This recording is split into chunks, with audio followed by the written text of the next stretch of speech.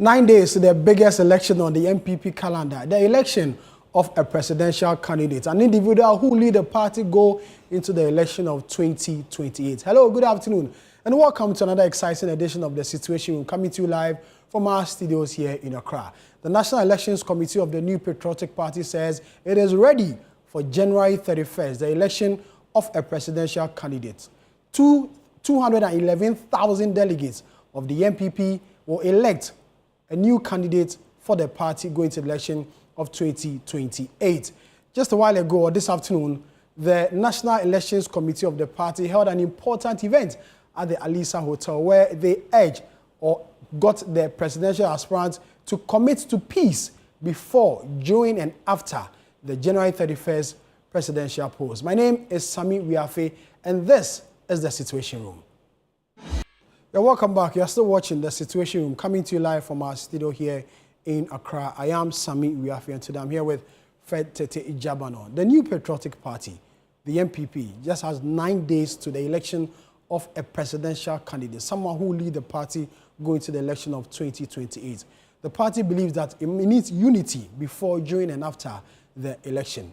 To that effect, the National Elections Committee of the party held an event at the Alisa Hotel where it got the presidential aspirants to commit to peace before, during, and after the 31st of January election. Former President Nana Addo Dankwa Kufuor was president. The Inspector General of Police, Christian Tesnyehu, was also present. And he said that they will deploy close to 70, at least 70 police personnel to every police station or voting center on the 31st of January. The NPP says a total of 276 plus one police station, the plus one being the party headquarters, will also serve as a polling station or a voting center for the election. In all of this, the IGP says at least 70 police officers will be in these particular areas to ensure that there is peace before, during, and after the election. I'm here with Fred Tete Ijabano, my friend, colleague, and brother, to discuss the NPP as it prepares for its presidential primaries. Just 9 days to go. We'll also touch base with the various presidential, aspirants or the various presidential hopefuls on what this peace pact that was signed today means for them, and if they will commit to it in the event that they don't win the presidential primaries. Fred, good afternoon. Thank you very much for your time again. Good afternoon, Sammy. You watched the event? Yes, I did. I really followed it. I think that this is a very important event for the NPP, especially as they get near to the 31st January date for the elections. And I know things like this are part of our election cycle. Yeah.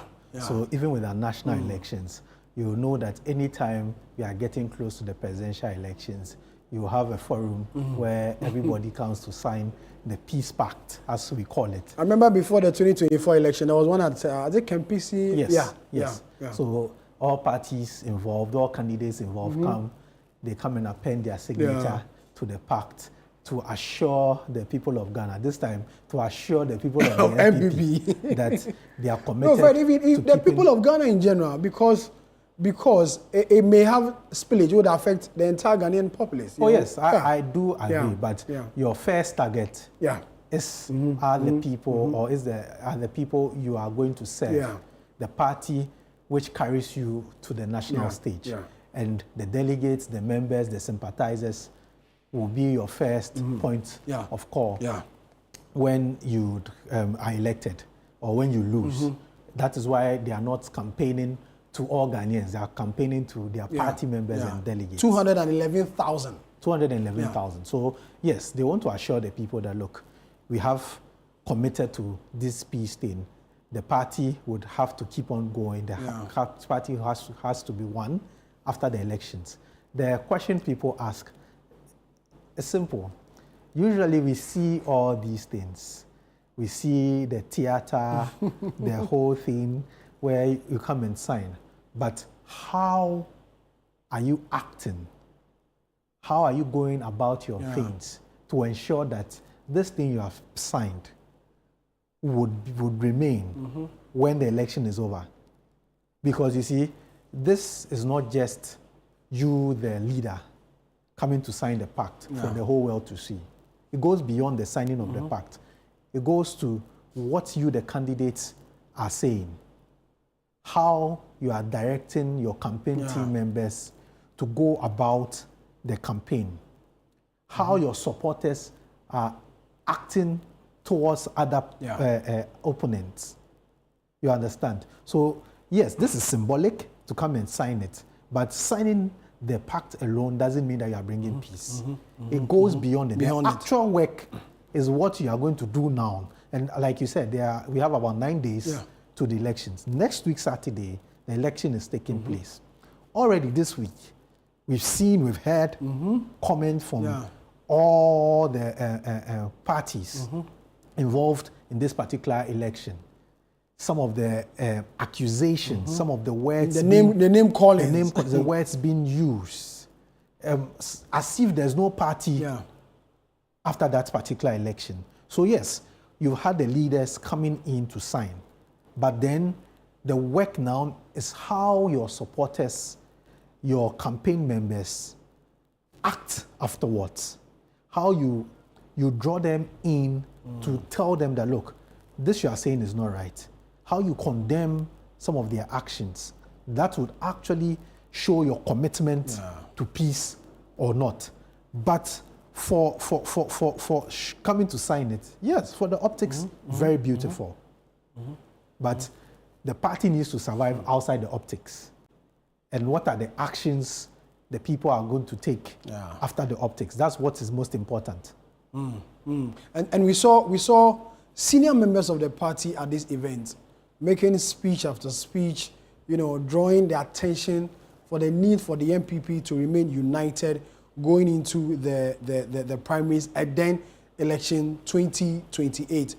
Of all the speeches, what touched me though was the speech of former President Kufuor. He gave a personal, experience. He's been there before. He lost to former President Kufuor in 1998, became his campaign manager, ensured that President Kufuor became the President of the Republic, more or less admonishing the aspirants that even if or when you lose, you are still a member of the party, you still have a critical role to play as far as the election is concerned. Yes, I think that former President Kufuor's speech was more realistic than all others. He said that you can't say you have an internal elections without factions. You can't say you have an internal elections where there will be no friction. You can't say you have an internal election where there will be no disputes.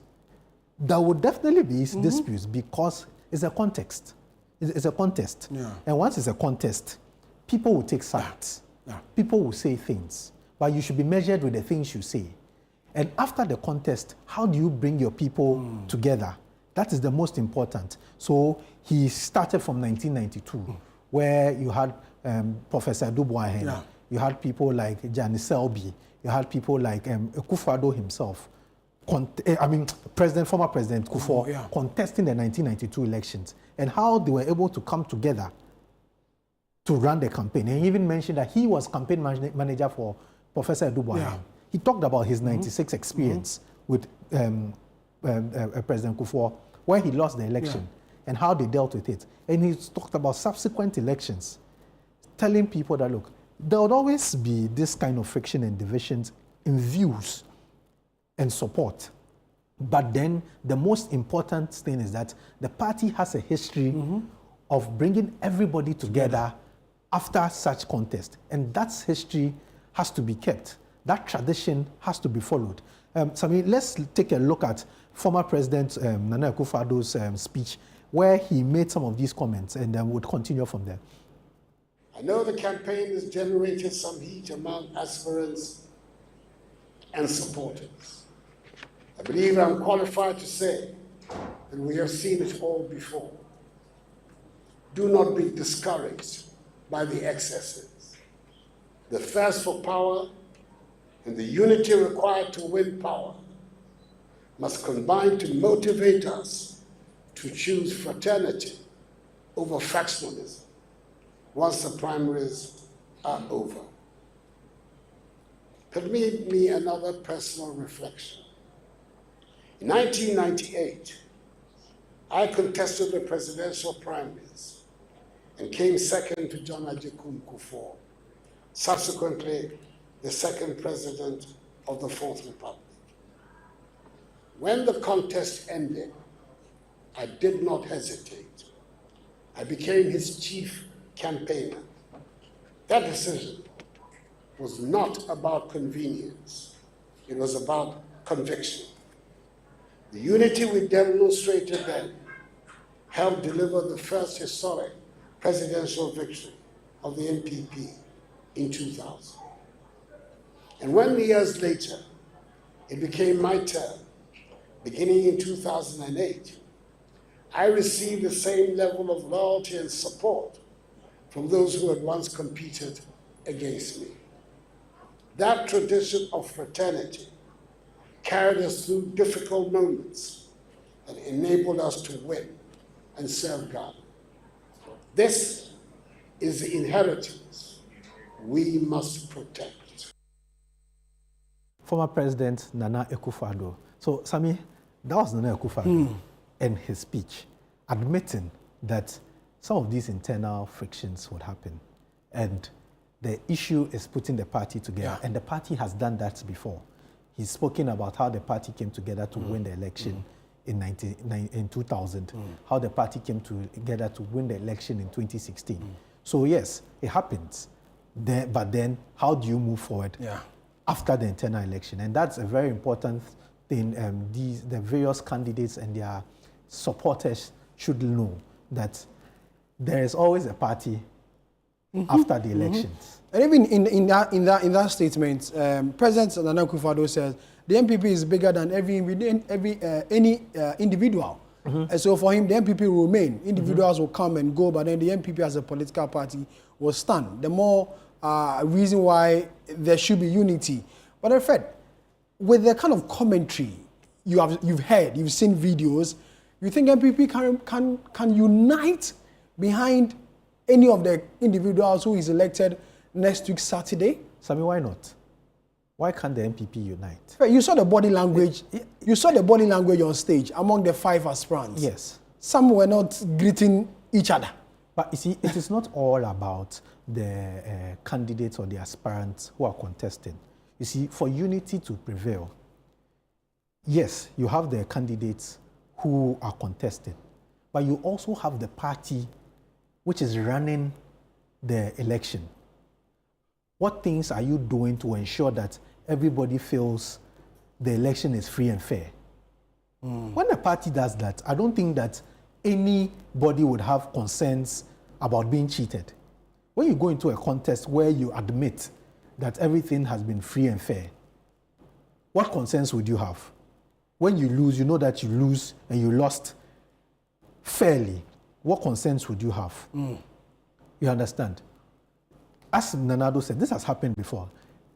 After the 2008 elections, 2007-2008 elections, didn't we have concerns with Alan Tremantin? Did the NPP divide? Didn't they come together to run the 2008 election, even though they lost?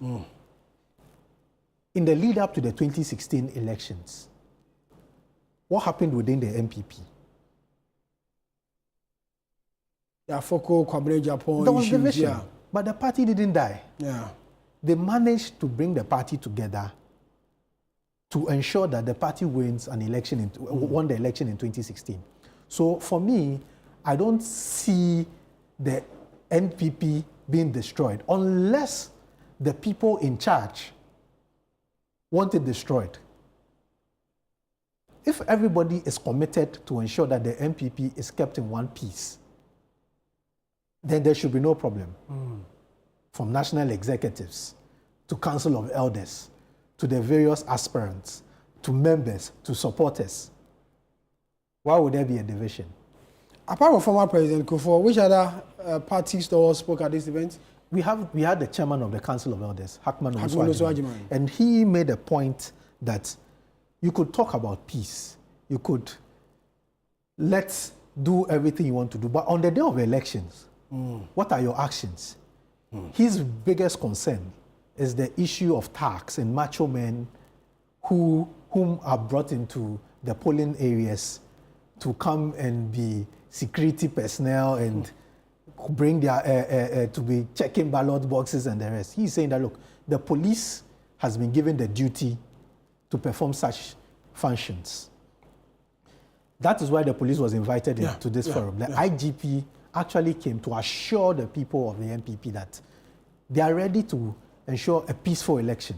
So he warned against the thugs, macho men, whatever you may describe them, from coming into these election areas, and also advised the candidates to stop the use of such people. We will listen to Hackman Owusu-Agyeman on why he's asking the party supporters and the various aspirants not to use macho men on the day of elections. We must all accept a fundamental truth. At the end of the process, there will be only one winner. The peace, stability, cohesion of our party will largely depend on how we, especially the candidates, conduct themselves after the primaries. The processes leading to this point have been fair and transparent. We therefore appeal strongly to all the candidates to remain absolute in their confidence in the Presidential Elections Committee and the established institutions, including the Ghana Police Service. There's no need for private security arrangement. Trust in the system that we have collectively built over the years, which is essential for preserving peace and order. And for that, I say, if any of you have any macho groups, have any people who are going to give us problems, I say, dismantle them now. Dismantle them now. From 1992, we have always conducted our internal elections without problems. And I'm hopeful that this time too, it will be the same. So whatever you have, which is contrary to the regulations, please dismantle them. You are people, you are part, and I'm hopeful that this time too, it will be the same. So whatever you have, which is contrary to the regulations, please dismantle them. You are people, you are party people, our nephews, please dismantle them. The Council of Elders for the NDC, NPP, Hackman Owusu-Agyeman, talking about the macho men being used on election day and how the party would need to keep together after the elections. After him, there was a speech by the minority leader, Alexander Afenyo-Markin, and his speech was quite interesting. He said, opposition is a lonely place and a very painful place. Being a minority leader speaking like that, it tells you the kind of difficulty it is. Because this is a man who was majority leader, becomes minority leader.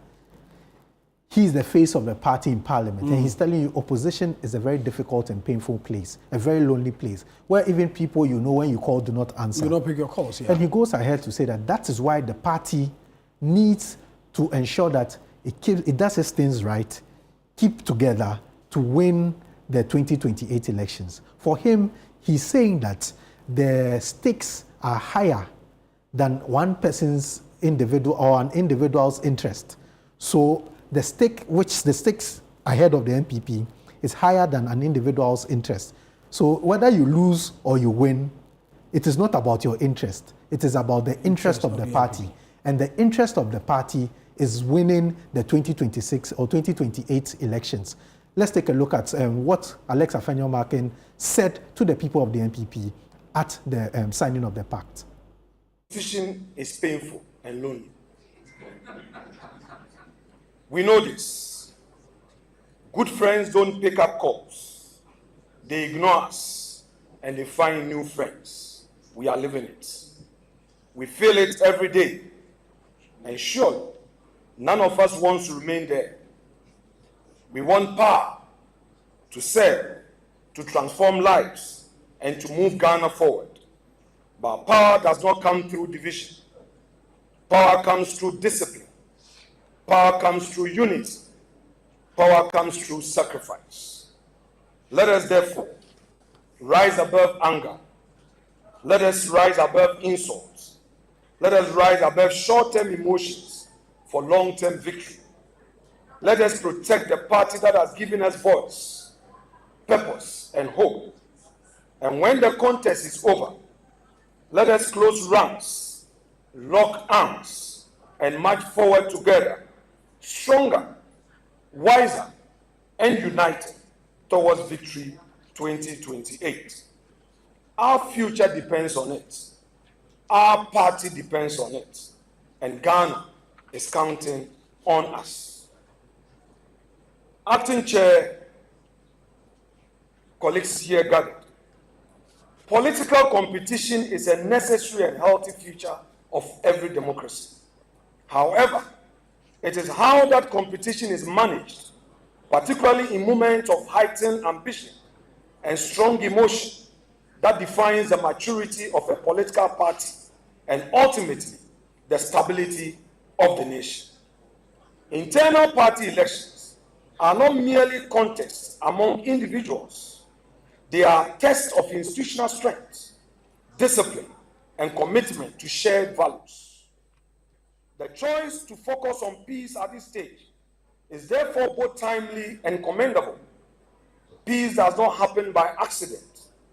It is the product of deliberate leadership, clear rules, mutual respect, and a collective decision to place the long-term interests of the party and the country above short-term personal gain. Alexander Apenyo-Markin, the leader of the minority in parliament. Competition is healthy. Yeah. It is necessary. The issue is how it is managed. Definitely. Let's get a reaction from the various camps on the event that was held today at the Alisa Hotel. Let's go on Zoom and speak to Dennis Miracles Abuaje. He's a spokesperson for the Dr. Mahamudu Bawumia campaign team on this NPP presidential primaries. Dennis, thank you very much for your time. I'm sure you monitored this event on TV or you were present, whichever. Just tell us how you or what you make of this event.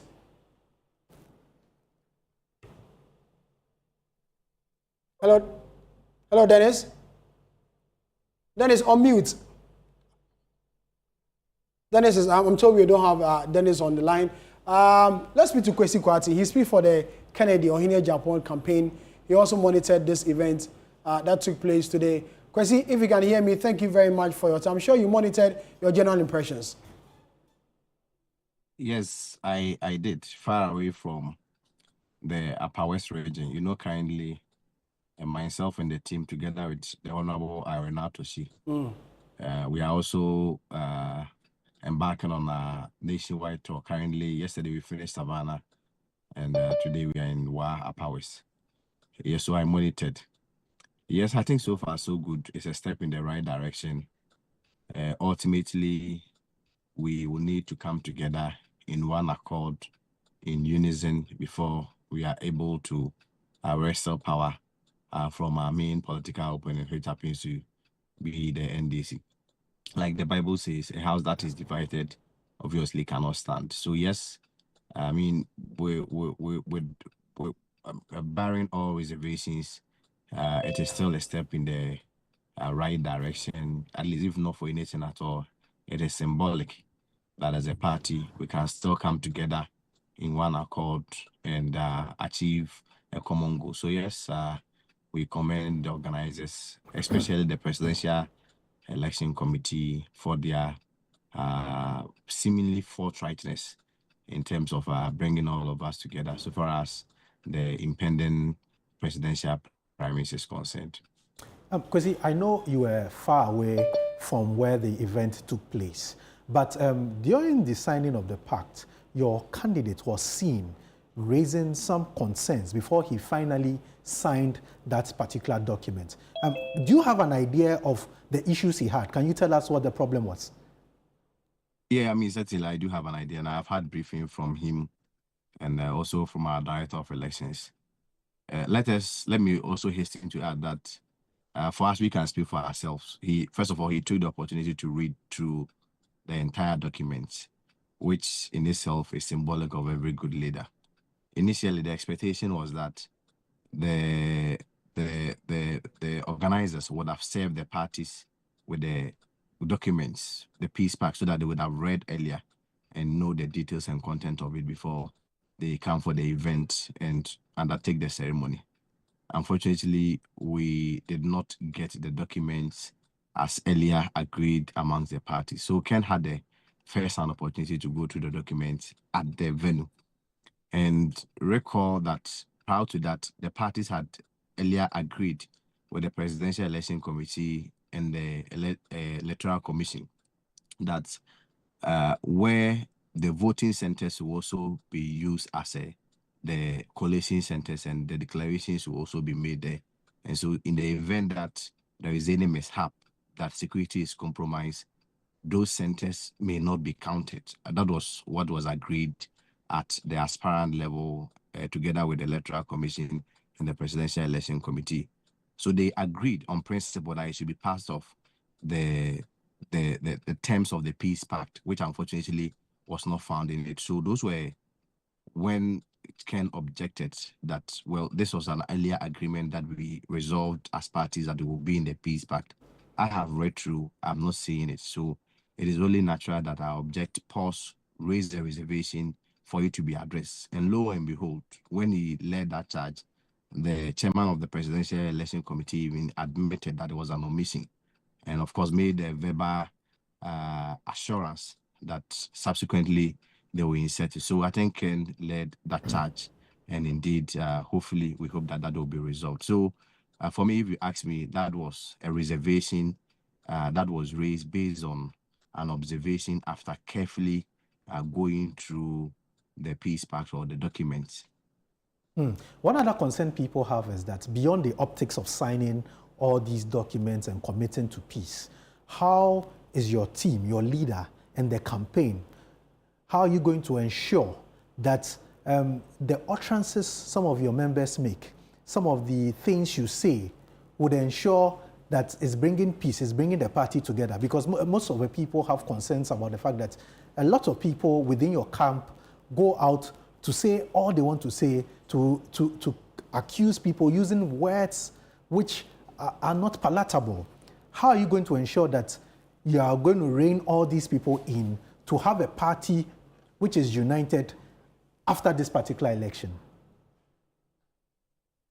Well, I doubt if the records available supports the claim that you are making, because we have been the victims and at the receiving end of all these insults and attacks from the opposing camp. Recently, Dr. Bawumia is on record to have described the Honorable Stephen Amo as a rabbit, likening him to a rabbit, which we found very unfortunate. And as of now, we've not even had any public apology to that.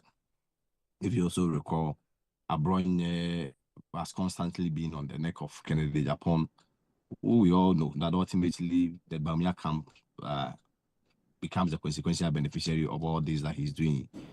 We are not saying we are saints, but of course we restrain ourselves in also responding in equal measure. But when it comes to party reconciliation and unity, remember that Ken has always been leading the charge and has the track record of reconciling the party. If you recall the very recent incident at Formena, between the tension between the chairman and the member of parliament, Honorable Esiam, it was Ken who led the reconciliation efforts.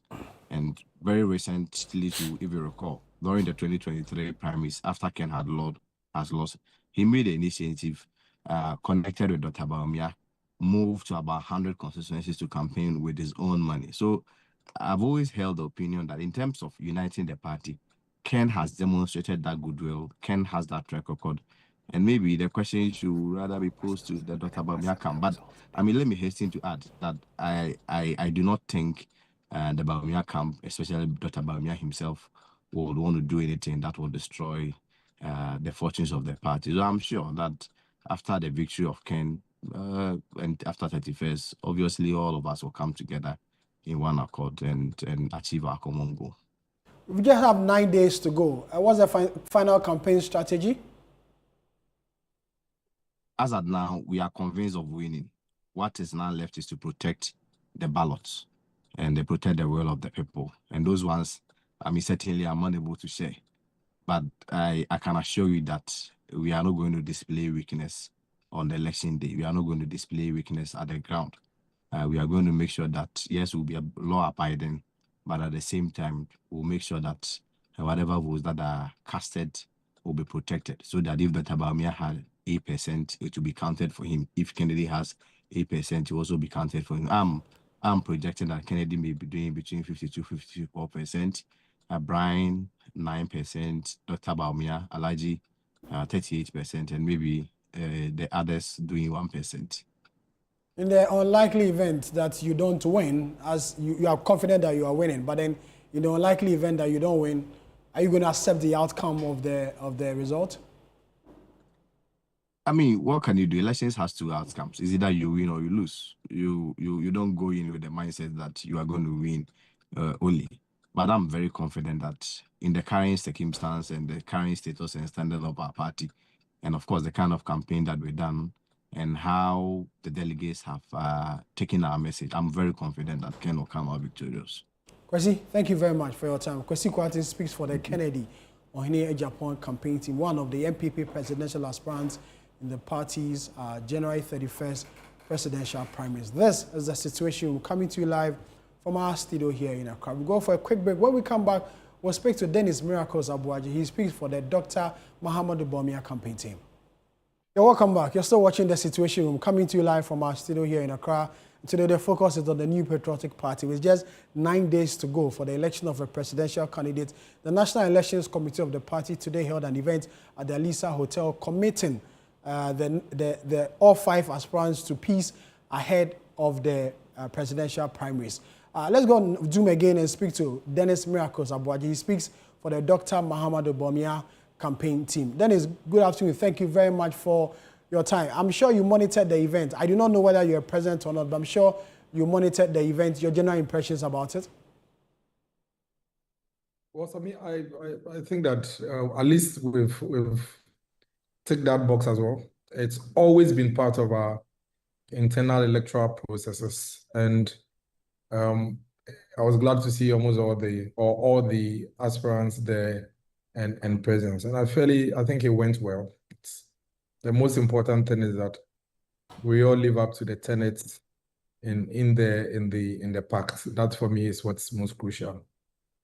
The commitment is for peace before, during, and after the primaries. On your side or your campaign team, how are you committing to peace? Because a lot of people are worried about the kind of language used on a campaign trail, the intemperate language, which many people have raised reservation with. From your camp, how are you ensuring that we have peace before, during, and after the polls?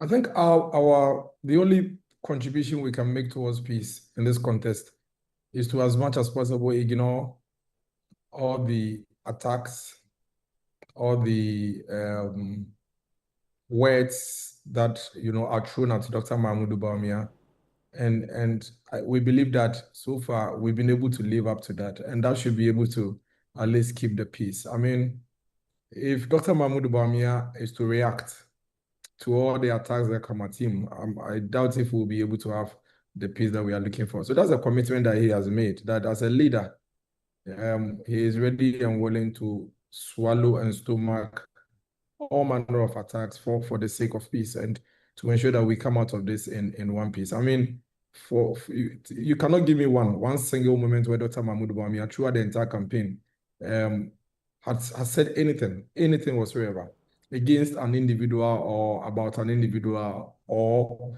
that seeks to, or that could lead to undermine our party. There's none. His campaign has been very clean. His campaign has been very straightforward, well-focused and targeted to the party people. But you agree with me that you cannot say same for the other aspirants. If there's any candidate that has suffered attacks, it is Dr. Mahamudu Bawumia. Basically, he is a subject matter for all the aspirants and their message and their campaign to the delegate. But he's taking a position that it is in his interest that this party gets out of this contest in one piece, because he's going to win. And if he wins, he would have to have everybody on board to execute and prosecute election 2028. I mean, look at what the Honorable Agyapong did about 3 days ago. Completely unwarranted, completely uncalled for. never seen before. But he did it. And Dr. Mahmoud Bawumia has just taken it in just and is moving on, because if somebody can blatantly lie, fabricate something about you, use that as a basis to run attacks and insults on you, it would take an exceptional leader to be able to stomach what Honorable Kennedy Agyapong did against or towards Dr. Mahmoud Bawumia. But he's taken it and he's been focused ever since then. So if he's been able to deal and manage with the unwarranted, needless, baseless attack from Honorable Kennedy Agyapong barely 3 days ago, then you can be rest assured that he is committed towards the peace of the party. Dennis, in the speech of the former president, Kufuor, he admitted that in such contest, you would have people being divided, or you have people, there's this friction, there's a misunderstanding, but the most important thing is how to bring the party together after the contest. My question to you is, what does your camp, or how does your camp intend to ensure that the party remains united, whether your candidate wins or not after January 31st? Well, I mean, amongst all the five, if there's anybody that has shown or proven, is Dr. Mahmoud Bawumia. We have been here before. We've gone through this before. And in 2023, after the contest, the entire country saw the kind of leader he is. How he managed to basically move around and rally everybody around to get everybody to work. So he's going to do that again. I am sure that if anybody in our party has butterflies about the post-elections, they would know that Dr. Mahmoud Bawumia is not one of the people that give us such butterflies. He is known already. His temperament, his demeanor, and his posture towards peace is public knowledge. And so he's not going to change at this time, especially at this crucial time. So that he's going to do. He's going to bring everybody on board. He's going to rally everybody around. That is why he has chosen the path of ensuring that not once would he say anything against anybody. Not once would he do anything against anybody. And that makes him the bigger man. That elevates him to the level where now, after he wins, he is able to reach out to everybody, because you have no record of Dr. Mahmoud Bawumia coming at you at any point in time in his campaign. So it makes it very easy for him to patch all the holes and bring everybody together. That is, with just 9 days to go, what's the final campaign strategy? Well, I mean, I'm not going to share my campaign strategy yet, but we've done this over and over and over and over and over and over again. And you can be rest assured that we are going to do everything we have to do to turn out the numbers in favor of Dr. Mahmoud Bawumia. The party people are clear in their minds. They are very, very clear. You know, pay close attention to Dr. Mahmoud Bawumia's campaign. You realize that he's been very focused on the delegates. We'll come to all of you after we are done with the delegates, conference. But he's been very focused on the delegates to ensure that the message gets to the delegates and the conversation and the engagement to the delegates are watertight. And be rest assured, we are leaving no stone unturned between now and 31st January to ensure that by 5 p.m., when the votes are being counted and coming through, Dr. Mahmoud Bawumia will be on top of all the other 5. And afterwards, competition would end, and then there will be cooperation and collaboration towards the election 2028. Dennis, thank you very much for your time. Dennis Miracles Abuaji speaks for the Dr. Mahmoud Bawumia campaign team ahead of the party's presidential primaries on Saturday, the 31st of January, 2026. Let's stay on this matter and go back to Zoom and speak to Dr. Abdul Tieku. He's a political science analyst and lecturer at the political science department of the University of Ghana. Let's get some political perspective on this whole event that took place today. Doc, if you can hear me, thank you very much for your time. There are many who have said that this is just optics, just for the cameras, but deep within, all is not well. You agree to people who make such arguments? Thank you very much. Yes, I do. The reason is that, one, we should put the issues in context, right? political parties are established and regulated by law, right? So we have the Political Parties Act 574/2000. There is also the Constitution, right? So everything, in my view, that is in this pact, I think that should be in our national laws, right? Because I mean, voting, free and fair voting is something that is not new to us. Now the question is why the need for the NPP having such a pact. In fact, mind you, it's not the first time. Even the last flagbearership election in November 2023, they had a similar pact. And here again, they are here signing another pact. So the question is why? I think that it's fear, right? I think one of the senior members of my department, writing on elections, identify fear as one of the emerging issues, features of our elections. Is the fear of maybe that after the election, some people may decide to break away. Okay. Now, the issue is that it's also because of what has happened over the past few months when they all launched their campaigns and started moving around. You can, I mean, talk about the mass linking, using harsh words, derogatory words, and then it's like an unfriendly contest, okay? And this is a political party made up of people people who believe in the same ideology and all that. And yet, when you have some of these issues, some of the unkind words that we have heard from the various camps, right, within the same party, and then I said that is it. So it's like maybe after the election, if someone doesn't win, it means that the person might break away or something like that. And I think that is the reason why they are signing this peace pact. Other than that, in my view, I mean, we already have the regulating regime governing our elections in this country. And NPP is a political party and is governed by all those. So in my view, it was unnecessary. But they are doing it because of the fear that something will happen. And if you look at the pact, as you have read part of it, that it's supposed to be, I mean, the pact is about peace, right, before, during, and after election. So look at when we just have about 10 days. So is it the before, right? What happened the previous, whatever had happened over the past few months. So maybe they could have even signed something like that, trying to regulate that maybe you do ABC, don't do this, don't do that, and that kind of thing. But they allow them to go their free will to do all kinds of things. And now they are assembling here, signing a pact that they want to have a peaceful, and then even after that, you have to support whoever. But the question, the issue is that it's about elections, right? Political party is a free association. People join, people can leave at any time. So even after this pact, right, if people are not happy, they will still leave, okay? Because, I mean, if you look at the national constitution, their own party's constitutions and all that, people can still leave, I mean, even after the election, if they are not happy.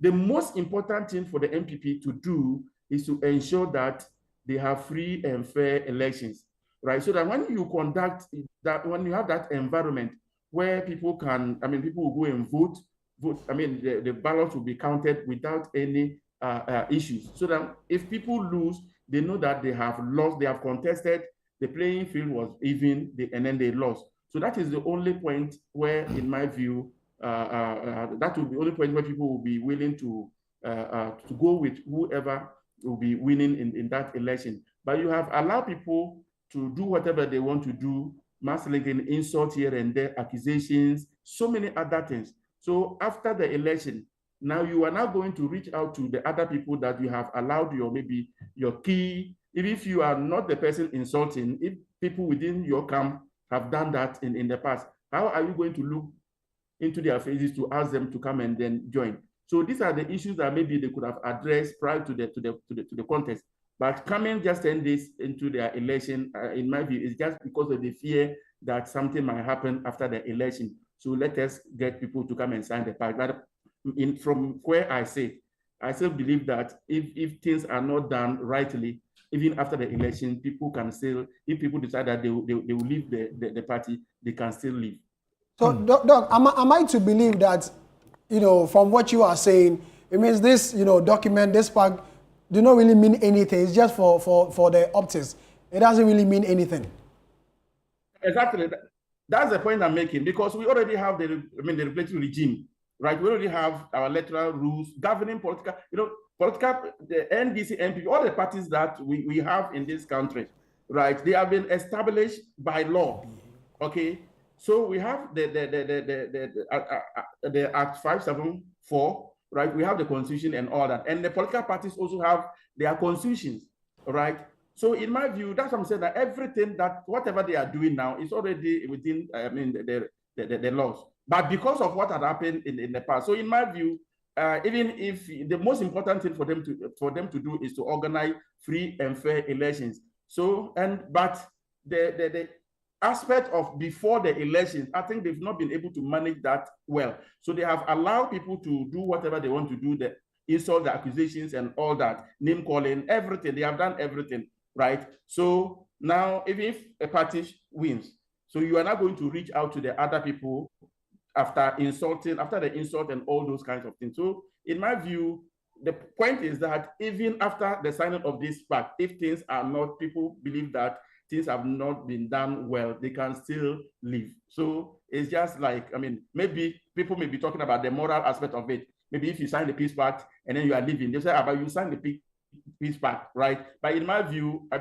if they care about morality, why the insult previously?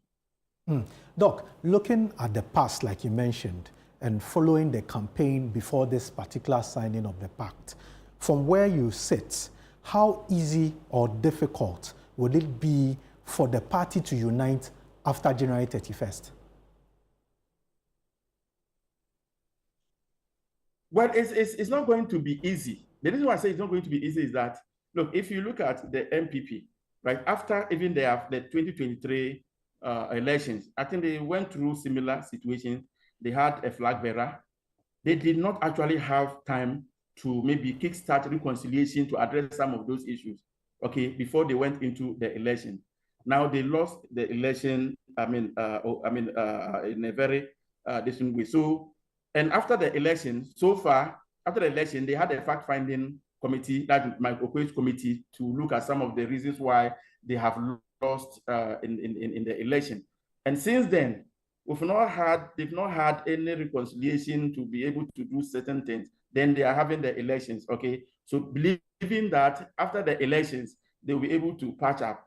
So that's why I'm saying that, in my view, if they had previously done that, okay, trying to address some of those issues, it would have minimized, the impact.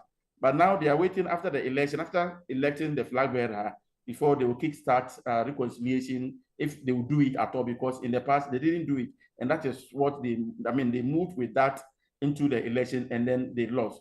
So, my advice is that I think after the election, they must, or from this point in time where they are asking them to come and sign pacts and all that, they must get their, reconciliation committee, or kickstart the mechanism for resolving conflicts within, so that they'll be able to address some of those things, right? But so it all boils down to how they are going to handle, the election, the 10 days time. Okay, so if they are able to conduct a free and fair manner, right? Definitely, it will be the grounds from where maybe they'll be able to address some of those issues. And if you can just recall, even at the point of even signing, one of the candidates was not happy about certain things because he raised an issue that was not addressed, right? In my view, in all fairness, a document like this should have been given to the parties, right, to the leaders to read and then make even contribution before putting them together for them to sign. But you did everything and then you brought it for them just to come and sign. So if they are seeing that for the first time, in my view, I think that was not the right thing at all. Right. But it's a political party. It's one of the big 10 parties that we have in this country. I believe that, after the election, they should be. The most important thing for me is that the 10 days that they have, they should be able to organize themselves well, okay, and have very free and fair elections. Okay. Doc, thank you. Thank you. Thank you very much for your time.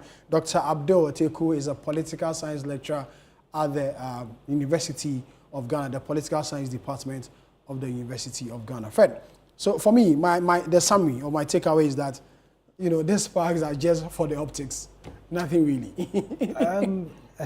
For now, we can say that, but the real work starts from now. Yeah. How each of the camps are going to ensure unity even before the election day, because unity cannot only start after the election. Yeah. Unity must start before the election. You have 10 days to the election. How are they going to reach out to each other even before the election? How are they going to deal and speak to each other? That is where unity begins. If they are unable to do that, then they are leading themselves into a very difficult position where after the election, and you have a leader who is supposed to concentrate on rallying now Ghanaians behind the party, who will be now rallying party members to ensure that the party is one. Don't forget, the reason for holding an early Congress or early election is to ensure that the party is united ahead of 2028. So I'll give you ample time to be able to 2 years. Get your party members and also get the support of Ghanaians. But if you continue the way it looks like it's continuing, then you have issues, because then it is likely that you're going to spend 1 year to unite the party. And you have only 1 year to campaign.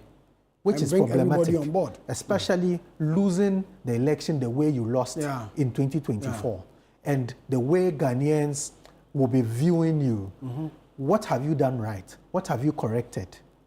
How is the party positioning itself to look attractive to the regular Ghanaian, to the citizenship, to the citizenry? How is the party drawing young people into the party?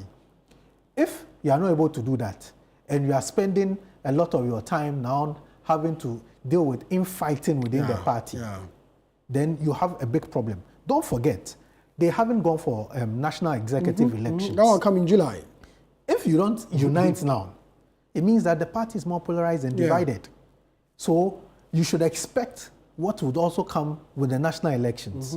How you are going to deal with it. Because once it's divided, then it still remains divided till you go through your internal elections from the branch level all the way to the national executive level.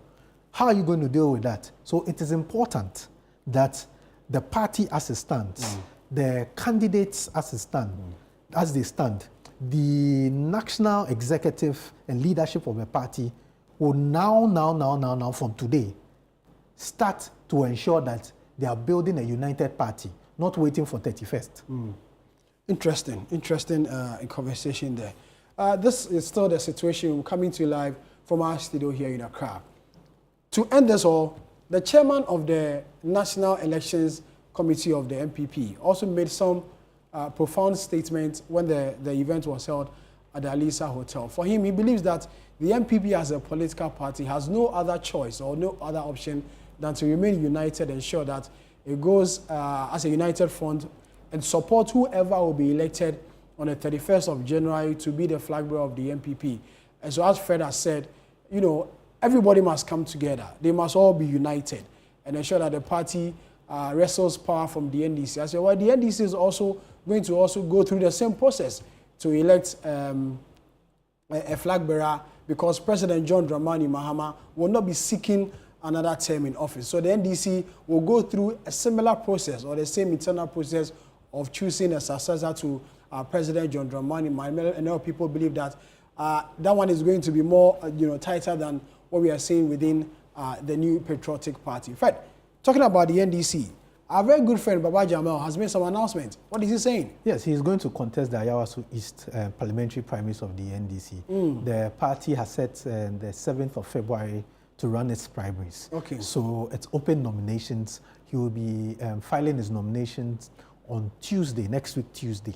Also, there are about 3 or 4 people who have expressed interest to contest this particular primaries. Okay. So it's going to be a very interesting race. There are people who have been within the party, within the constituency for a very long time, very influential people within the constituency who will all want to run as MP in the by-election. So it's going to, as and when the days go by, would bring you more details as to who these people are. I saw somewhere that the wife of the late MP is also likely to also contest. That's what I saw. That will be interesting. As we speak now, we cannot confirm whether indeed she would be contesting. But I mean, 7th February is some few weeks away. By Tuesday, Wednesday, nominations will be closed. So let's see who would come up to contest this particular election. But Baba Jamal has confirmed that he'll be contesting. Indeed. Baba Jamal, the former member of parliament for the Akwetia constituency. Yes. Ghana's High Commissioner to Nigeria. To Nigeria, right? He wants to leave His Excellency to be called Honorable. A title he once held. Yes. Has been another exciting edition of the Citiuation Room that came to you live from our studio here in Accra. My name is Samir Yafi. I was here with Fred Tete Ijabana. So we'll come your way again. May the good Lord be with us all.